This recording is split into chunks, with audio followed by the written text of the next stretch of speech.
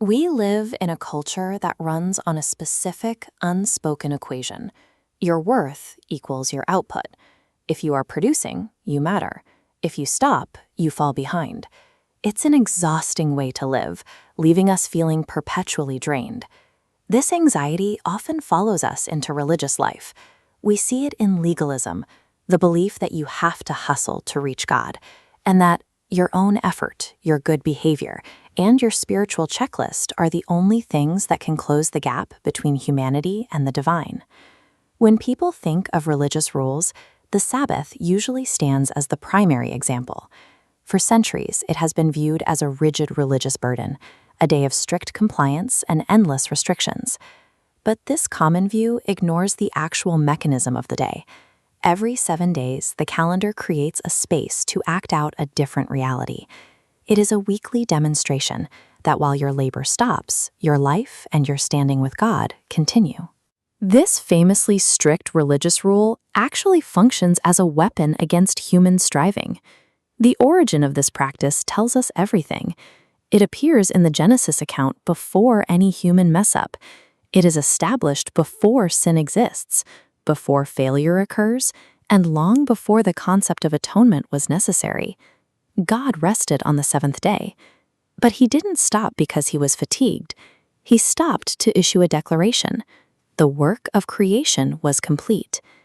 In this narrative, humanity's first full day of existence wasn't a work day. They were invited to step into a finished world, rather than commanded to start building one. This is why the Sabbath anchors the Israelite covenant in Exodus. It acts as a precise directional marker.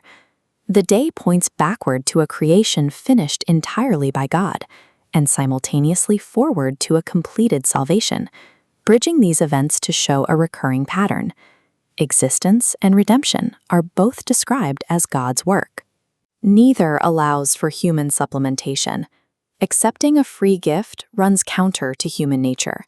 When the Israelites were wandering in the desert, their compulsion for self-reliance was put to a physical test. God provided manna, bread from the sky, for 6 days a week. The explicit instruction was to stop gathering on the seventh day. The bread would hold over. But some of the people went out to gather anyway. The footprints in the sand reveal a state of sheer panic. This is the physical manifestation of deep existential anxiety. They struggled to believe that God's provision would sustain them without their own frantic labor to bridge the gap.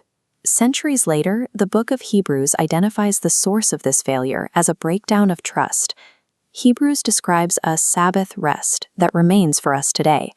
It defines this rest as an internal posture of faith. To hold that posture requires a person to willingly stop striving.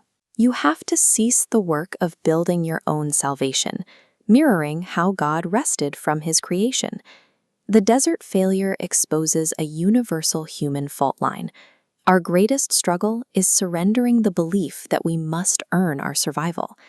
We still carry that desert anxiety. It shows up every time we try to add our own effort to God's grace, attempting to supplement what has already been done for us. The Sabbath remains a gift specifically designed for those who have grown exhausted by the project of saving themselves.